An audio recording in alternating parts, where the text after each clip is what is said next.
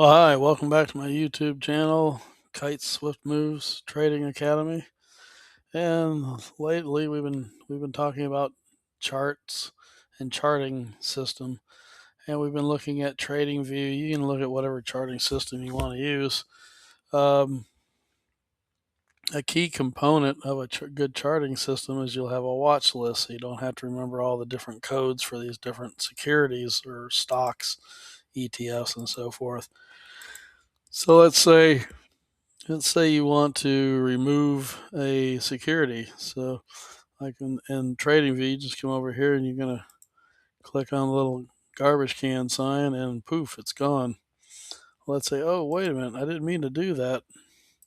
You can add one by simply clicking on the little plus sign, and there it is.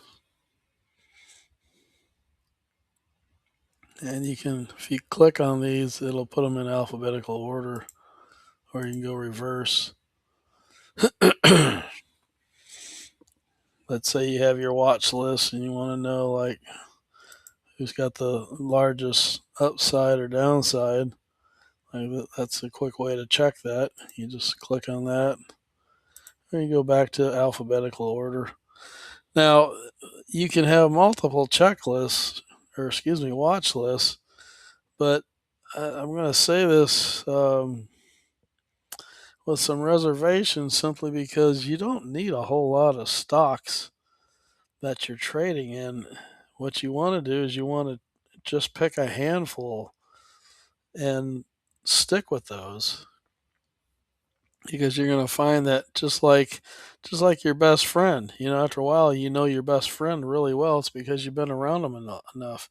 Same thing will happen with the stocks. If you trade, like I know some people that only trade one, maybe like I know people that only trade the Qs.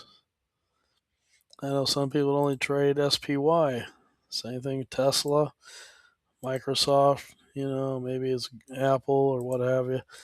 The key is you don't want to have like 40 or 50, because if you have a bunch of them like that, you're never gonna get to where you know them. So if you stick with the same ones long enough, you'll get to where you'll know them, and you'll be able to trade better with them. But anyways, that's pretty much watch list. So as you click on the watch list, you'll notice it pops it up over here. It's the same one that you clicked on, like Meta, or if you click on Microsoft, and it'll show you that, and then you can adjust the chart for however you want. If you don't want all this real estate on your chart used up, you just click on this thing here and it hides it. That's all. It's still there. It's just out of view.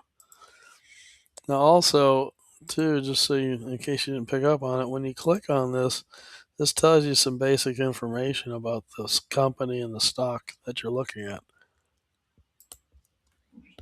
Anyhow, hope you found this useful.